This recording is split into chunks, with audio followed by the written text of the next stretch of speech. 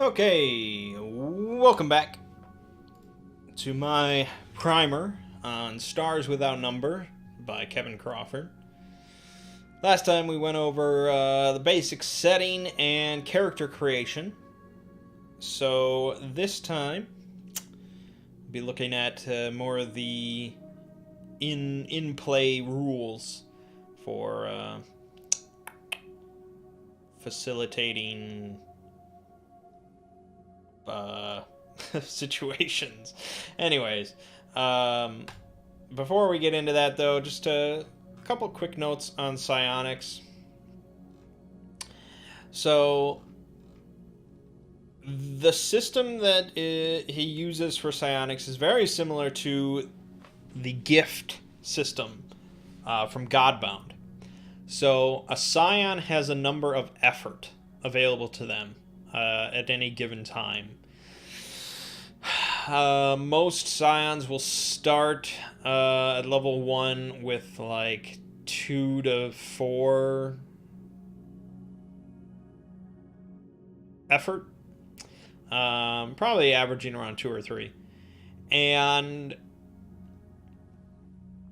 you commit effort for different powers. So sometimes you will commit effort for the day. So until the next day, you do not have access to that effort again. Sometimes you'll commit it for a scene.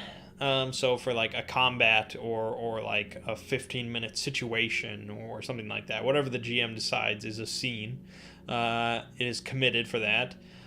Sometimes you'll commit it for a duration, like however long you want it to be active, like the telekinetic armory that I talked about last time, where you can make armor and weapons out of telekinetic force. You commit the effort to create it, and the gear exists as long as you choose to leave the effort committed. So you might commit effort to make a telekinetic gun. You might fire it once, and then you might take the effort back and dismiss the gun, and that's it. Or you might make some armor, and then you leave that armor on forever. You never take it off, it's just always there, and so you always have that effort there. But whatever the case, you get effort back either when you bring it back for certain abilities at the end of a scene or the next day. And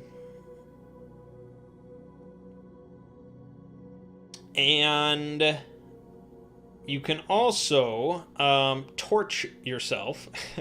Psychics can torch themselves, so they really like push their brain to channel more of the meta-dimensional energy than normal. So this is an instant action, so you can do it at any time, once per round, and you get a free point of effort for the whole scene. Even if it's above your maximum, whatever the case, you can get a free point of effort for the whole scene. And you can do this once per round, so you can torch a lot. Potentially throughout a whole situation, a whole combat, or whatever. But every time you do that, you have to roll on this d6 table. If you roll a 6, there's no harm done, and you've torched for free, which is pretty great. Otherwise, you're going to lose a point from your attributes.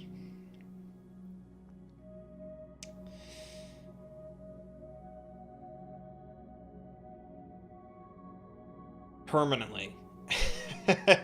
As far as I can tell, I mean, maybe in the healing section there mentioned something about recovering attribute damage, but I think torching, I think it's permanent, because this is like permanent damage you're doing to your mind,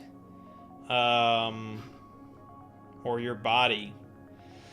So if you roll a 1 or 2, you lose a point from your wisdom score. 3 or 4, you lose a point from your constitution. 5, you can lose a point from any attribute, which is probably nicer. because you're probably going to have some sort of dump stat. But if you go below 3 wisdom, you go violently insane. You become a feral psychic. You are essentially a non-player character at that point. And you are pretty much a problem for the rest of your group. Because feral psychics have unlimited effort, because they torch every single round. They don't care anymore. And they just destroy everything near them using whatever psychic abilities they have. There's no known cure for a feral psychic. So if that happens to you, you are done. If you go below 3 constitution, you become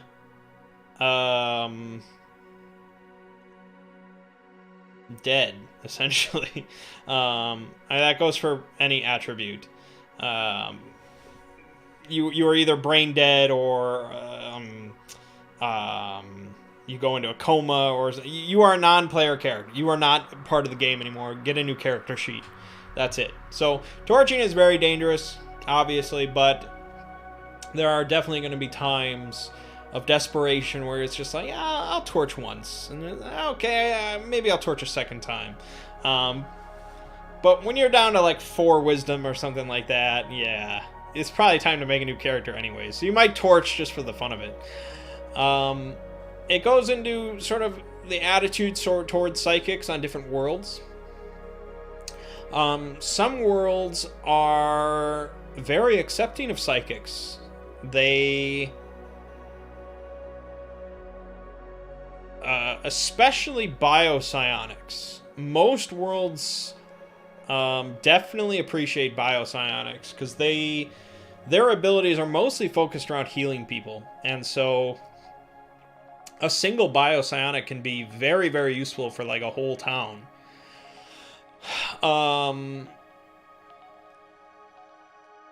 Other psychics, a government might, if they're aware of them, the government might try and contract them for some service. Because there aren't that many psychics in the world. I think they give a number somewhere.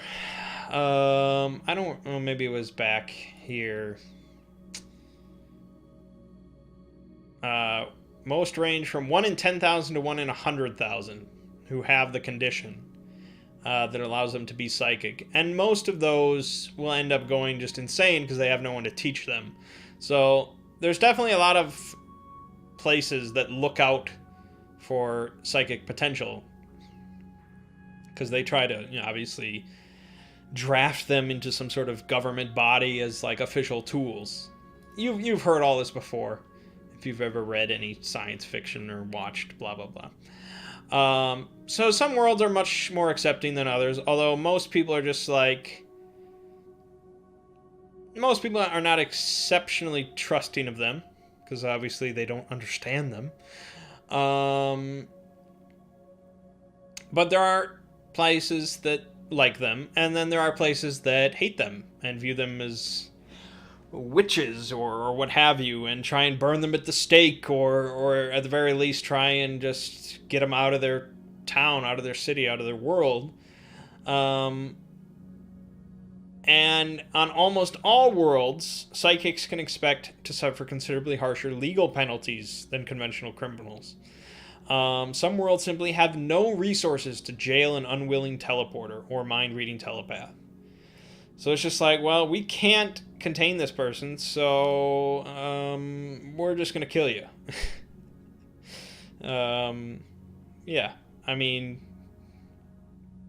killing a teleporter could be pretty difficult, but yeah, so it all depends on the world you're on. And some of them will be very obvious. You know, they'll have documentation and laws that you can read about, like before you even get there. Then they're like, oh yeah, we're okay with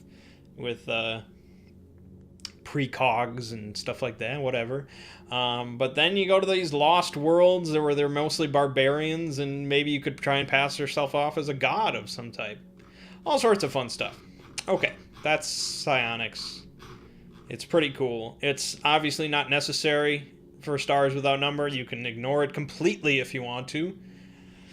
But it's part of the default setting, and I think it's pretty cool because I've always been a fan of psionics. Okay. So, the actual rules. It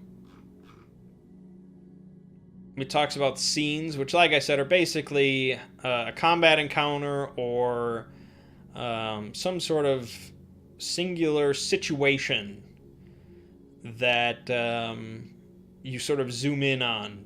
And you know, a scene is never something you sort of wave your hand and pass by and say, oh yeah, that happens and blah. That's not a scene. It's something you're looking in on and focusing on. Saving throws I already sort of talked about. It's the whole 15 modified by attributes, and then you got to roll the d20 to equal or surpass it.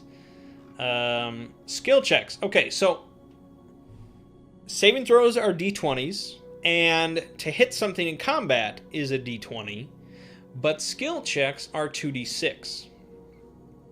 So that's a little bit different, sort of this hybrid, which I think is great. I think it's fantastic. Because the d20 certainly has its uses, and I don't mind it as a principle, but skill checks is really where it pisses me off. Because I want just a smaller array of numbers for skill checks. Because that pisses me... almost nothing in RPGs pisses me off more than being a supreme expert at something. Just the best of the best, and then rolling like a 1 or a 2 on a d20. And it's just like, oh, well, you fail because you're retarded. That just pisses me off. Now, that, of course, can still potentially happen with 2d6, but it's way less likely. There's a curve. There's no curve with a d20, and it just...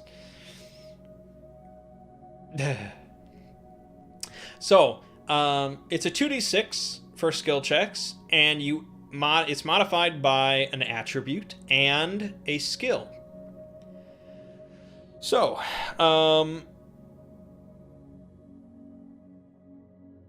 if you are trying to fix something, if you are trying to fix some piece of machinery or something like that, you would probably roll 2d6 plus your intelligence modifier plus your fix skill. And remember, skills range from non-existent, in which case it's a -1, to skill 0, skill 1, 2, 3, or 4. So it ranges up to 4. And attributes range from -2 to +2 for the modifiers. So the very most that you could have for a skill, assuming you're the best of the best, with no other circumstances involved, would be +6. This would almost never happen, but okay. You know, you say you've crafted this amazing character, you're doing what you're best at, you have +6. That means that for the baseline skill check difficulty is a 6, which means you cannot fail that.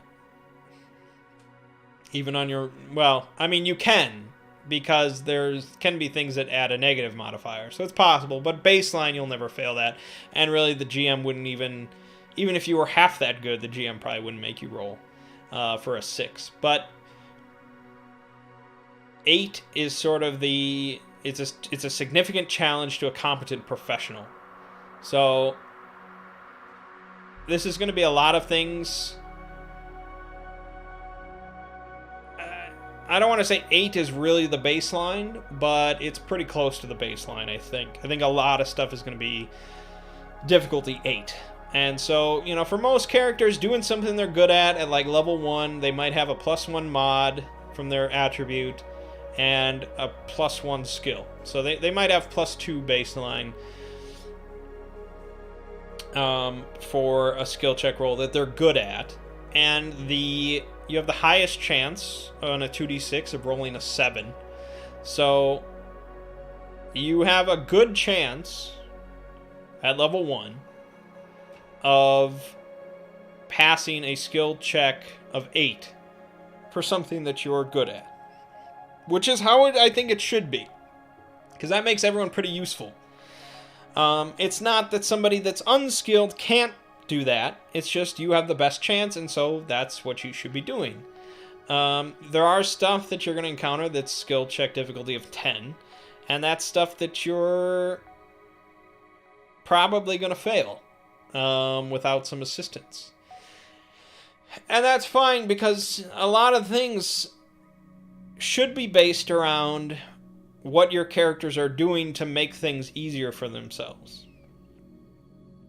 So, what can I do for any given situation so that the GM will give me a bonus to this roll? You know, what can I do to make this easier and to facilitate it for myself? And, you know, players should always be thinking about that kind of stuff. It really shouldn't just be, I'm the best at this, and so let me succeed. So, I think that's a pretty solid system. Obviously, I have to see it in play and spend some time with it, but I like it on paper. Other players can aid a skill check, so you can combine efforts. The problem is they have to pass a skill check of their own at the same difficulty. It doesn't have to be the same thing. So if you're fixing something, someone doesn't necessarily have to roll intelligence with fix to help you out. They could be doing something else to help you out, but they have to justify it. And if they pass the skill test at the same difficulty, you get a +1 on your roll. That's it. You can't get more than +1. So it's not... Aiding is not a huge thing. In some games it is a bigger deal. Here it's not a huge deal, but it is possible. And then there's opposed skill checks where you just roll against somebody else. There's no difficulty. You're just seeing who rolls higher. That's pretty much it. And again, modifiers can be put into play. Combat. So combat, this is specifically non-ship combat. So this is ground combat. Whether you're actually you have your feet on the ground, or you're on the outside of a space station or something, or you're in a car or something, whatever. That's all of this. Anything that's not specifically spaceship combat in outer space. That gets its own rules. It's a lot different. This covers everything else. So, rounds are 6 seconds, which is that is the gold standard, so that's nothing unusual. Everyone rolls 1d8 and adds their dex modifier to determine initiative, turn order. It's a little random to suddenly throw out a 1d8, but okay. It makes sense because you don't want it to be on a curve, so it's not going to be 2d6, and d20 is kind of ridiculous, so okay. Not ridiculous, it could be a d20, but I guess you wanted a smaller amount of variance. So 1d8. And there's surprises and blah blah, everything you'd expect. On your turn, you get a main action and a move action. So a main action is anything that you'd expect. If you've ever played an RPG, you know what to expect from a main action. Move action, by default, you can move up to 10 meters per round. If you move away from an opponent without using fighting withdrawal first as a main action, you take a opportunity attack. You take a free melee hit. This is if you're in melee.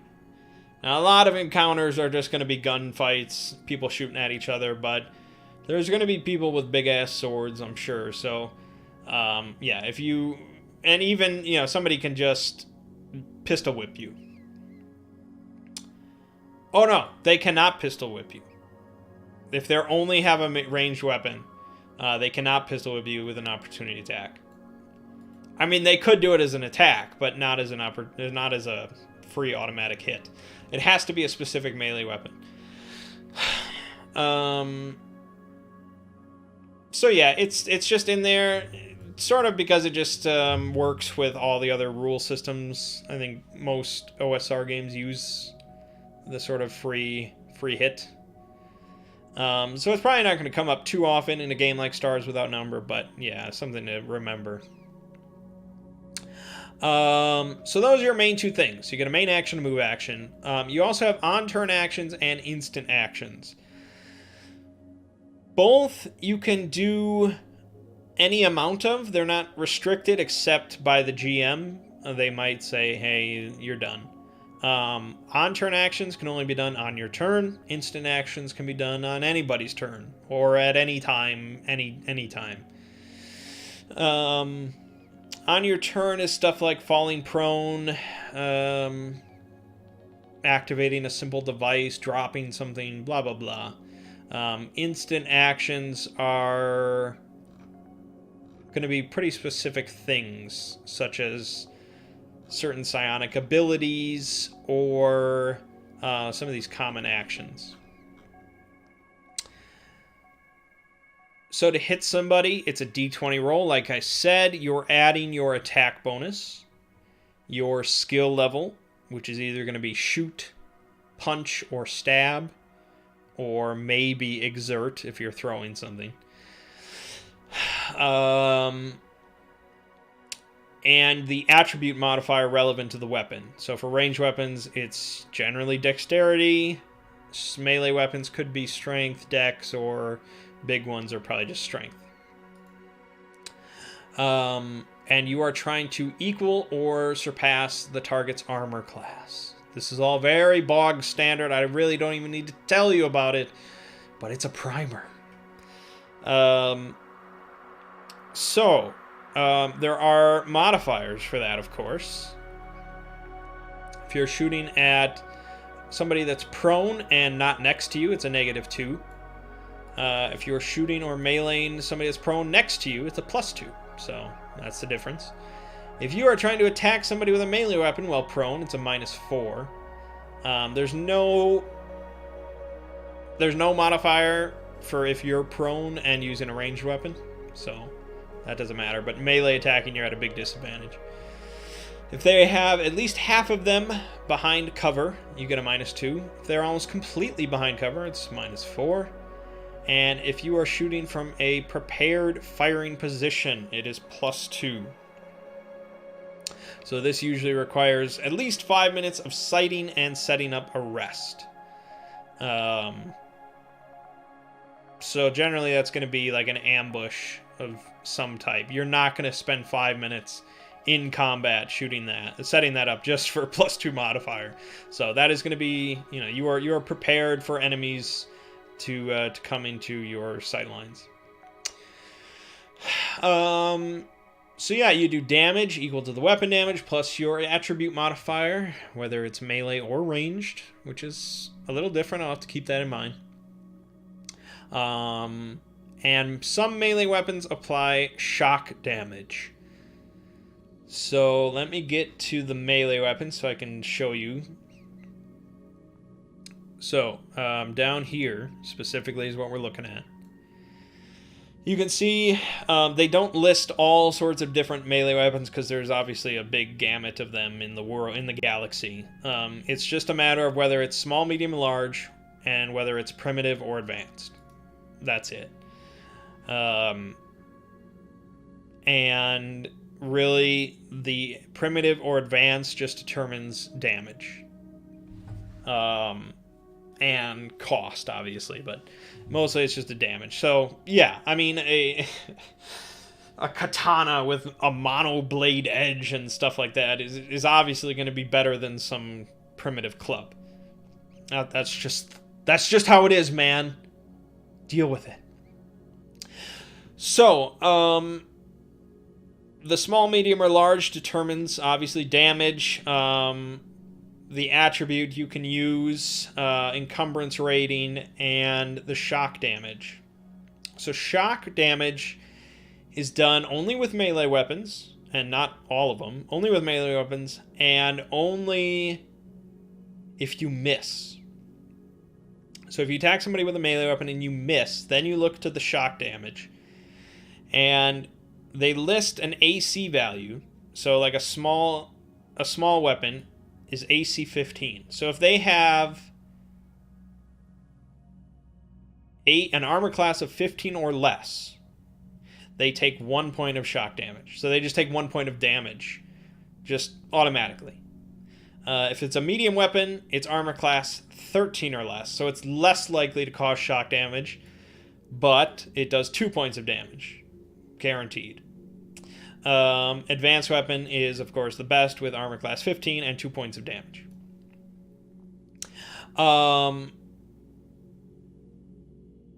This is modified. This damage number is modified by your attribute modifier. So your strength or dex or whatever. So if you're using melee, it's probably going to be a bonus. And you might have certain weapon mods, something really special that also adds damage, so you can add that onto it. And a hit with a weapon will never do less damage than your shock value. So by default, this large advanced weapon, even if you hit with it and you roll damage, it can never do less than 2. So, yeah. It's sort of an original thing. I don't know if I've seen that before. Not by default. So that's kind of nice. I mean, in a world that's so dominated by, like, laser rifles and magnetic rifles and all these ranged options, it's nice to see melee weapons are still viable.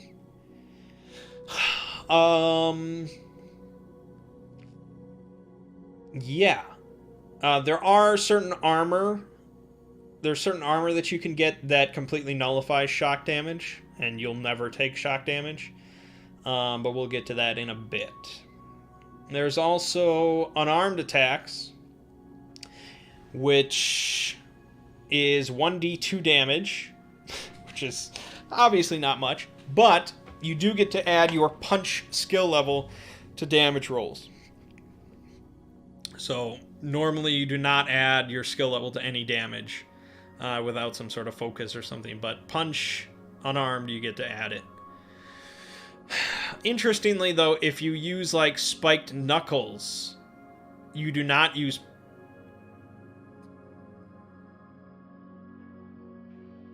Oh, they're treated... Sorry. They're treated as small weapons that use the punch skill, and they do get to add their skill level to roll damage. So they are better than just your unarmed fists, but they don't get to add it to the shock value.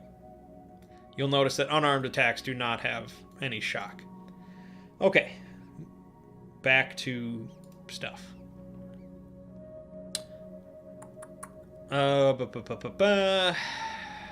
Okay. So that's all about hitting an enemy, doing damage to an enemy, so on and so forth. Common actions in combat are what you'd mostly expect. Making a melee attack, making a ranged attack. If you attack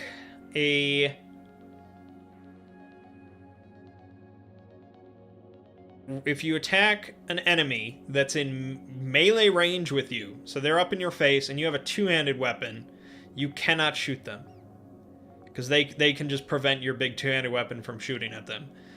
You can use one-handed ranged weapons and thrown weapons, but at a -4 to hit.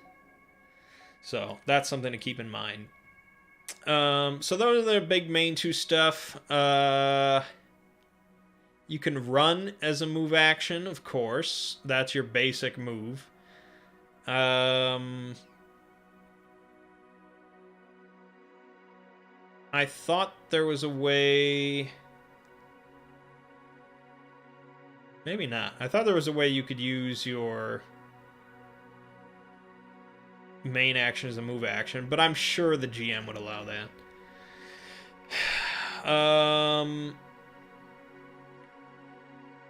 You can use your rifle or pistol as a melee weapon by shifting your grip with a move action. So rifle-sized guns you count as a medium primitive weapon with no shock, and pistols count as a small weapon with no shock. And if you roll max damage while doing that, you break your gun. So that's pretty fun. Fighting withdrawal, like I said, that's a main action that allows you to safely disengage from a melee enemy without taking a free hit. Actually, hold on, I didn't even...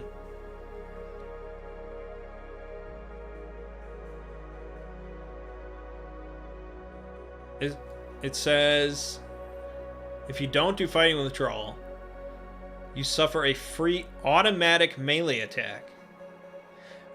I don't think that means it's an automatic hit. I think it just means it happens automatically. It's an attack, it's not a hit. Okay. That's what I thought. You can use a skill in combat, so this is anything that you might want to do outside of just shooting or hitting something or anything like that, that would require a skill, such as stabilizing somebody. You can ready or stow a weapon or an item. This requires a main action. So, yeah, you have to have shit sort of ready to go. Otherwise, it takes a whole turn just to get a gun out or something like that. Yeah, keep that in mind. You can have stuff readied. I think there's a section that sort of talks about readied. I don't remember where specifically. I don't remember. I'll have to look, but yeah, it's important to keep that in mind. Readying an item is a main action. So drawing a weapon, blah, blah, blah, does take a whole action to do.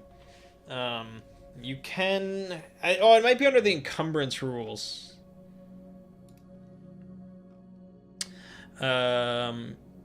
Yeah. You can have readied a number of items equal to half your strength score rounded down. So, ready items include those that the character is using or wearing at all times, or that they have conveniently to hand in sheaths, holsters, or belt pouches. Suits of armor count as readied items. Stowed items are carried in backpacks in carefully balanced leg or arm pockets, or otherwise packed away where they will least encumber the character. So yeah, if you have a gun on your hip, it is already ready. Like, drawing it from your hip is not a main action. It's not that lame.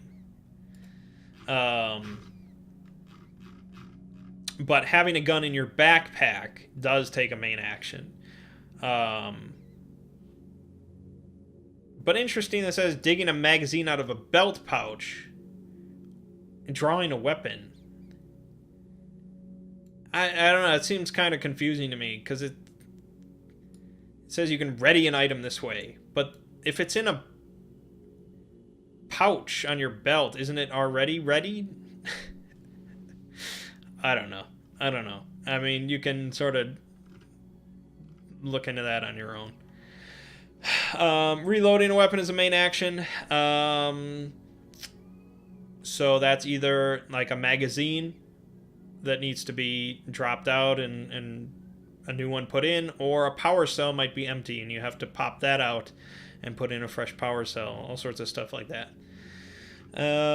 Picking up an item is move action. Blah, blah, blah. And of course you can hold an action so that you can use it later on during the round. But here's the other two important ones that are instant. Snap attacks and total defense. So snap attack, basically before your turn goes, but while you still have a main action available to you, you know, it hasn't been your turn yet pretty much, you can do a snap attack at any time prior to that. Pretty much at any moment before you do a main action. This costs your main action. So this is your action for the turn. But it allows you to basically act before you normally would. And this lets you make a melee attack or ranged attack with a -4 penalty to the hit roll. So if somebody goes before you and they're like about to run out of the room, or they're about to get away or whatever, you might make an immediate snap attack before you, because you might go at the end of the round or something. They'll be long gone or whatever.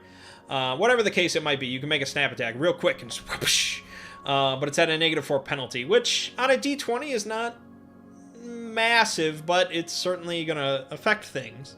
But hey, it could be the difference between somebody getting away or killing somebody or who knows what. And so it could you could do it. Especially, the warrior, where they have that ability where they can turn a miss into a hit once per combat. That works on a snap attack, of course. So they can have a guaranteed hit anytime. Total defense is similar. It takes up your main action, but you can do it at any time. And you become immune to shock damage for the round. No matter what, you cannot take shock damage. And you gain a +2 bonus to your armor class until your next turn. So it could last for a while, and you could be under a lot of fire or hits or something like that. And it could certainly make the difference between life or death. Because remember, shock damage, it could be like 3 damage on a miss, and you might have 5 health. So yeah, shock damage could definitely kill you. Even though you're like, I'm dodging everything. No, maybe not. So if you think that might be impending or something like that, total defense could save your life. And then these big black boxes are always like gameplay examples and stuff like that, and he does a really good job with these. I think they always make things a lot clearer. So I'd recommend reading all of those gameplay examples if you look through the book. So then it goes over specific combat situations, such as wanting to push or pull or shove an enemy, disarming enemies, execution attacks, which are like sneak attacks. So if you're trying to assassinate somebody, whether it's with a dagger or with a sniper rifle, it goes over that, as well as dual weapon fighting, which, I mean, come on, if you're not dual wielding revolvers, well, what are you doing? So you have to have level 1 skill at least in shoot or stab, depending on what you're using, in order to dual wield. You have to. You can't just pick up 2 guns and start going off. I mean, if I was the GM, of course you could. It's not like this concept would be foreign to you or something. Of course you could pick up 2 weapons and do something with them. But there would be some pretty big penalties. You would probably not hit anything. Because by default, you suffer a -1 penalty on your hit rolls, but you get +2 damage.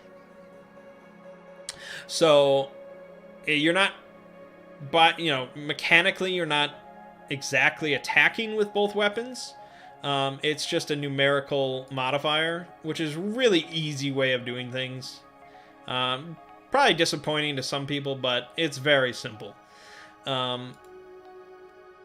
There's almost not much reason not to dual wield, really. I mean, -1 for +2, that's simple math, baby. Yeah, okay. Injuries. So, yeah, all this talk about dying, it's going to happen. So, if you are reduced to 0 HP, you will die in 6 rounds, or if you take any further damage, or if somebody tries to stabilize you and fail. Actually, no, that's not true. That's only a cruel DM that does that. No. It's really just 6 rounds, or if you take any more damage. So somebody can try to stabilize, using intelligence slash heal check or dex slash heal check. If you have no special tools of any kind, the difficulty check is 10 plus the number of rounds that have passed since the person hit 0 HP. So even like if a couple rounds go by, that's a very difficult check. But if you have a medical kit or something like that, it's 8 plus the rounds that went by. And if you have a nice Lazarus patch, difficulty is 6 plus the time. So yeah, if your medic is not carrying some Lazarus patches, you better have a good excuse. Like maybe they're not available on the planet you're on or something. So if you fail, you can try the check again. But obviously another round will likely have gone by, so the check is even harder. And this is where biopsionics really helps, because their base core ability, their core technique is Psychic Succor. And this automatically stabilizes somebody. Even if 5 rounds have gone by, they just touch them and boom, back up. Not necessarily back up, depending on this biopsionic, but yeah, that's why you can see they're very handy to have. But you know how it is, they're rare. So if they've been stabilized and they're just left there to sit when nothing else happens, after 10 minutes they get 1 hit point back. But they're in this fragile state, and so if they take any damage, if they take any damage within a week, they die instantly. Within a week. As it says, unless there's some advanced healing involved, biopsionics or some really high-tech medicine, blah, blah, blah. Critically wounded target requires at least a week of bed rest and medical care before they can shake off their fragility and start regaining their level and hit points after each night's rest. So even after a week, it's not like they're back at full health. That's when they start regaining HP. So, yeah. If you get to 0 without a biopsionic person there, or a really good medic, or something like that, you have some really special item, you're in rough shape. You have to get out of that situation and spend a week in bed without taking a single point of damage. Otherwise, you will die instantly. So that's fun. Hacking. All right, so hacking. This is always a scary concept in role-playing games, because I think most people that like hacking probably have nightmares about Shadowrun and all that, and just it's always way more complicated than it needs to be. I really like the hacking system in here because, like pretty much everything else, it's very simple. This is it. It's 2 pages. That is hacking. It's very simple. It pretty much comes down to intelligence / program. That's the skill. If you're a hacker, that's all you need to really care about is intelligence plus program. And it seems like by default, most hacking that's going to be done in this system is done wired. It's done physically, like in person, without any sort of wireless thoughts. And that probably is part of what makes it more simple, is you don't really have to worry about remote wireless hacking. But yeah, it seems that just the default, generally accepted way is you're going to be tapping into data lines and cables and stuff like that.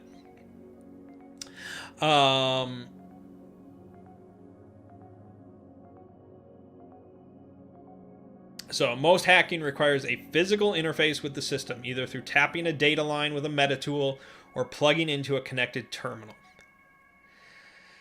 The reason it's done this way, especially with line shunts, as we'll get to, the reason it's done this way is to prevent people from just sitting in a van a mile away just hacking everything.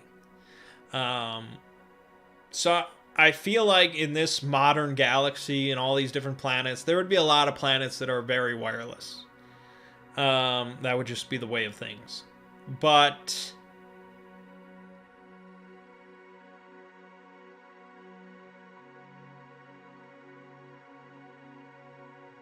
it says some buildings may have a local wireless network that can be used as an entry point, and some planetary internets may allow assaults on arbitrary computers, but such convenient situations are unusual. Advanced security software usually makes such remote assaults impractically difficult. So yeah, the point is, most of the time, unless your GM is really nice about something, you will need to be in a facility at the location connecting into a terminal of some type. And really, it does make a lot of sense.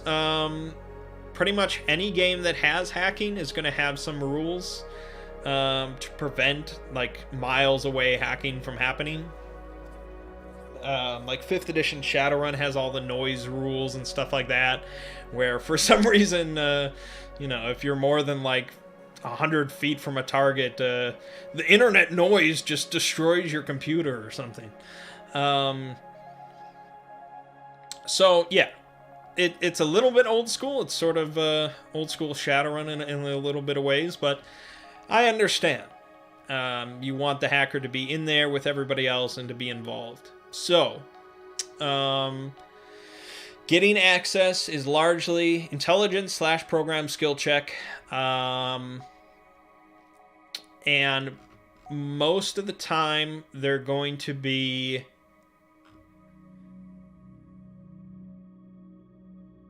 pretty much doing one of two things.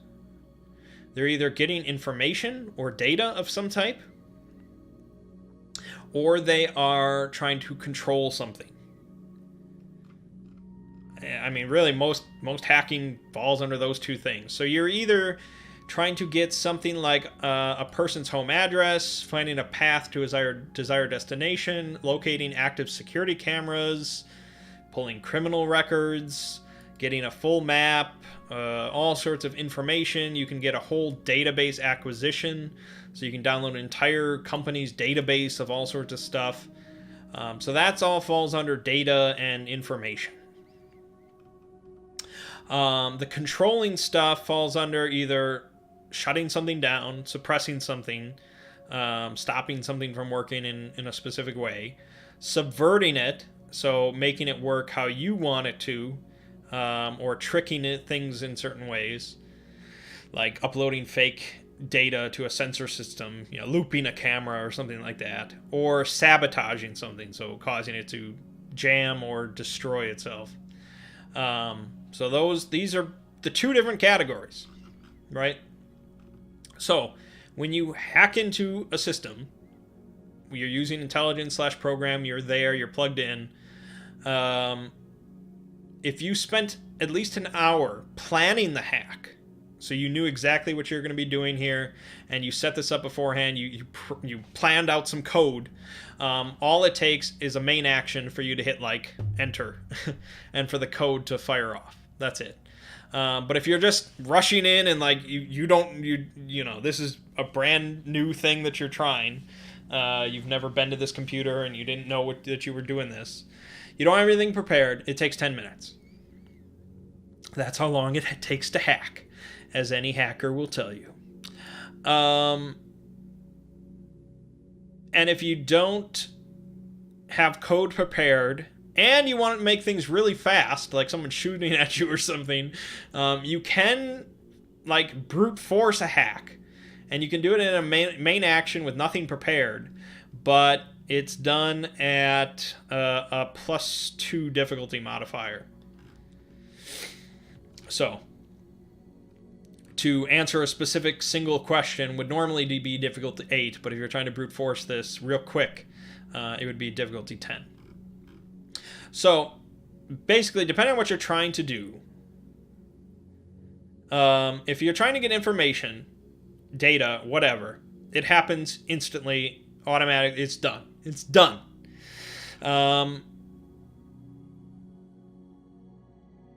Unless you're trying to get an entire database, then it requires at least an hour to decrypt and download. I think you can sort of set it up and leave, so you can download it to like a remote server or something like that, but we have to talk about line shunts. But normally, if you're just trying to get data, these two questions down here, if you're trying to do these two things, it just happens. If you succeed, it happens. If you're trying to control something, however, you're trying to do something that doesn't involve just quick data. A single hack only lasts for 1d4 rounds plus your program skill before the system detects the intrusion and locks you out. You can keep hacking in, but it gets more difficult. I think it's plus 1 for each hack after the first, within 24 hours.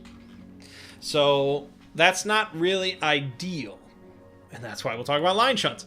If you fail, however, you have to make an immediate skill check again, a second one right away, at the same difficulty, everything the same. And if you succeed on that one, then you avoid any problems. But if you fail a second time, the system has been alerted, somebody's been informed, and depending on the nature of the system, it ranges from an annoyed data janitor shutting down the compromised terminal after he's done eating lunch. So that would be a real, like if you're hacking into a library or something really lame that no one cares about. It's just going to be one guy that's getting annoyed that he has to just shut this down and reboot it or whatever. Or there might be a special weapons team busting through the windows in 90 seconds. So it just depends on what you're hacking into. But that's pretty interesting. The double skill check there if you fail. It gives you a nice chance to save some face. But okay, line shunts. I'm sure you're curious. So line shunts are a small device. They are apparently the size of like a CD. They're the size of like a disc. Probably smaller than a CD. Like a mini disc, I guess. They are very thin. They are adhesive, I guess. And they are illegal. They are black market stuff. Along with your hacking device itself. It's probably illegal. But you take these line shunts. They're not that expensive. I think they're like 100 credits, which isn't nothing. That's not nothing. You don't want to just throw these away. But, in the grand scheme of the galaxy, they're not that expensive. And what they do, for one, they allow a hack to persist until the line shunt is removed. So, if you hacked into a system and you wanted to be continually informed about like any changes to certain files or something like that, by default that you would only be notified for 1d4 rounds plus your program skill, because the system would just detect it and be like, oh fuck this guy. That's it. There's no way to subvert that using like uber hacking skills or anything like that. That's just the way the system works. But if you had a line shunt installed, the hack would persist. The system would never detect that a hack happened by itself, and you would be notified. The hack would work until the line shunt was removed. And so the line shunt physically attaches to a computer system of whatever type, whether it's on the side of a computer tower, or however you can figure it working, on a server bank or whatever, anywhere that has access to the computer. You slap this line shunt onto it, and it has like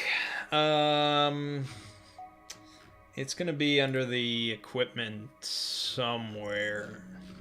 Computer gear line. It's 1 centimeter in thickness, and it has a polychromatic phased compound on its shell, which will shift color to blend with its surrounding. So 1 centimeter is not nothing, but it is small, and if it blends in and you put it on the back of something or out of sight or something like that, the average human being is probably not going to notice it. And so as long as it's sitting there, your hack will persist. And sometimes, for some computer systems that are really professional, blah, blah, blah, it might require line shunts to be in place in order for you to actually hack in the first place. So this is basically the GM being like, this is not a simple computer system. You're going to have to do some fucking work. You can't just type in admin, password admin, and be in. You have to physically go around the facility. Not necessarily the hacker themselves. Anybody could slap a line shunt onto a place, so you could spread out or whatever. But some systems do require line shunts. Other times, you're just going to want line shunts to be in place. Sometimes you won't need them.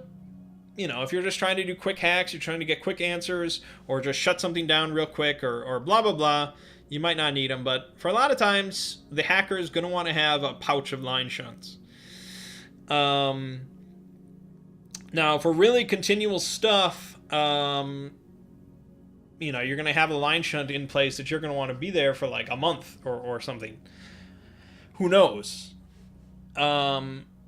Like I said, most people will not notice this, but any respectable company, if they know that their facility has been broken into in any way, you know, if they know there have been intruders, their IT guys are probably going to look for line shunts. This is not like some super secretive thing. Line shunt, the whole concept is pretty well known. So they're probably going to be looking for them. Whether or not they find them depends on how exactly well you hid them. But they're going to be looking. Other companies might be so protective that they might just do regular sweeps to try and find line shunts, just in case somebody broke in and they didn't even realize. So even if you did things perfectly, nobody was the wiser. There might be really professional companies that find line shunts regardless. But it's a very interesting concept. This one's pretty unique to me, this whole line shunt. So that's pretty cool. There's also data protocols. This is not a huge thing. Basically, you know, it's a huge galaxy, and you've got all these different planets, and they have all these different protocols and systems for how they, you know, their culture and everything. So to make things easier, most computer systems run off of a standard. And so anybody trying to hack in doesn't have to worry. It's just, it all works the same as the other planet. But the GM might throw a wrench in the engine, and you might come across a planet that has a new data protocol that you've never encountered. And so you need to learn about it so that you can actually utilize their computers and hack them. Sometimes this will be really public information, and you'll just download it off the internet or a manual or something, and you'll learn about it after a couple weeks. Sometimes you might have to hire a local hacker to teach you or something like that. So that's data protocols, which is also interesting. Finally, real quick here, leveling up. Basically, there is XP, but nowhere, pretty much anywhere, does it describe how much XP anything should give. There's not XP for how many ships you blow up or anything like that. XP is entirely decided by the GM and the table and what people are looking for their game, and, you know, what people want to be doing that would give XP.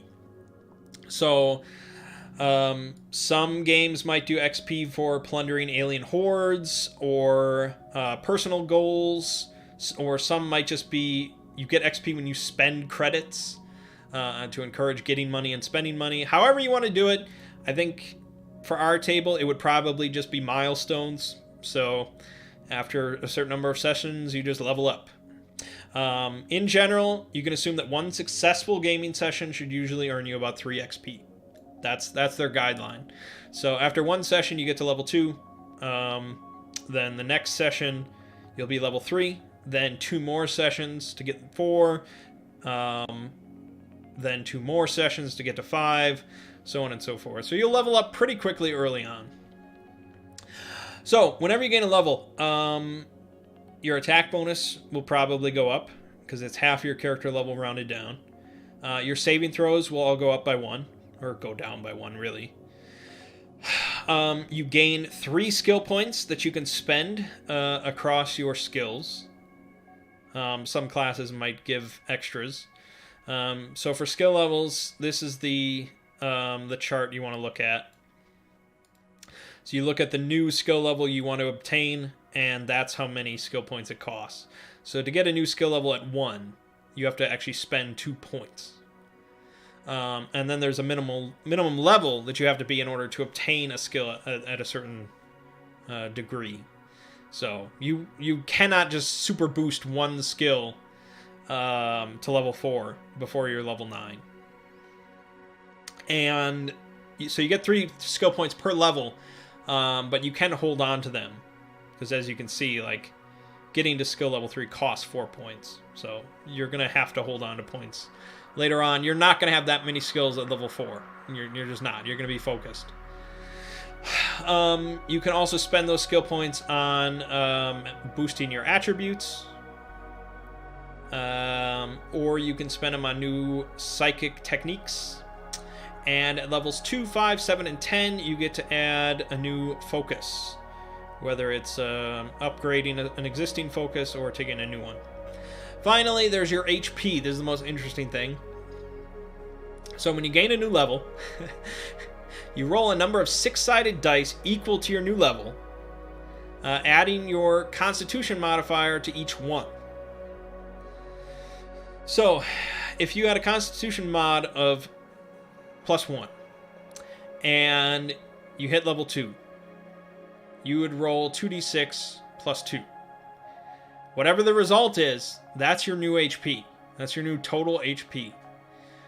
But if you roll equal or less than your current HP, you instead just add +1 to your current HP. This is a really interesting thing. I don't know if I've ever seen this before. It allows for some huge boosts some levels. Like, say you roll real shit, and at level 4 you have, like, 4 HP. But then you get to level 5, you roll 5d6 or something, you could have 30 HP. It doesn't make an entire huge amount of sense, but it's a very interesting system. I'm very curious to see that in play. Okay, last thing in this section, real quick here, is just the basic stuff on environmental hazards. Most of this stuff is pretty familiar to most RPGs. Falling damage, poison damage, diseases. There's not huge sections of the book devoted to this. It's basic just damage and effects and how you cure it. The stuff that's a little bit more unique is radiation and hard vacuum. So radiation damage,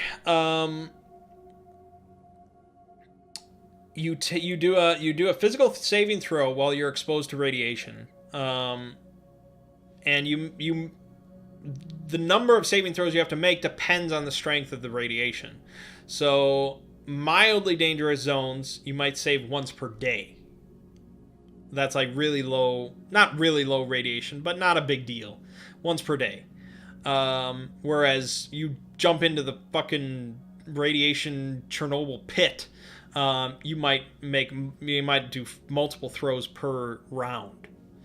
And you can wear vac suits and radiation protection. You can protect yourself from it, and it might cause you to make less throws or something like that. But if you fail a saving throw, it lowers your Constitution score by 1 point. This also can reduce your max HP because you are losing Constitution. If you are reduced below half your original Constitution score, you will die in 1d6 weeks. Um, this can be prevented by treatment at a Tech Level 4 hospital or ship sick bay. So that's likely that you will be saved in 1d6 weeks. It's not the end of the world, but you have to keep that in mind. You are suffering from fatal radiation poisoning. But if you are reduced below Constitution score of 3, instant death. Instant death. So yeah, if you have a Constitution score of like 6, which certainly could happen, and you fall into a radiation pit or whatever, yes, you can die in 1 round instantly, and you cannot be revived through any stabilization of it. You are done. So that's pretty fun. Also, a hard vacuum is cool. So if you're exposed to a vacuum, you can act normally for a number of rounds equal to 1 plus your Constitution modifier. So for most characters, this is going to be 1 round, or maybe 2 rounds. I think it could be you could act 0 rounds normally, and then you suffer. Oh no, well, maybe not. I don't know. I'd have to find out specifically if a negative mod affects that. But otherwise, each round after that, you take 1d20 damage, and you have to make a physical saving throw to keep conscious. So 1d20 is already quite a bit. But if you lose consciousness while in a vacuum, you're very likely going to be boned. Unless your teammates are very nice. So those situations could come up. I would love to see a situation in which case Phil dies from a vacuum, but we'll see. Okay, and then there's the quick reference sheet, but blah, blah, blah. So that's going to wrap it up for this time. A lot of rules, I know. We're going to get to some much more interesting stuff. Next time we're going to get into all the sorts of gear and vehicles and drones and stuff. Which is a lot of, like, from here on, it's just all fun stuff. The different weapons and guns and equipment, artifacts, and then, after that, starships. Ooh, boy. Yeah, fun stuff on the horizon. I know this was a rule-heavy one, but you gotta understand how to play so you can enjoy the fun stuff. Alright, my name is Mang. This has been my primer on Stars Without Number, and I'll see you fine folks in the next part.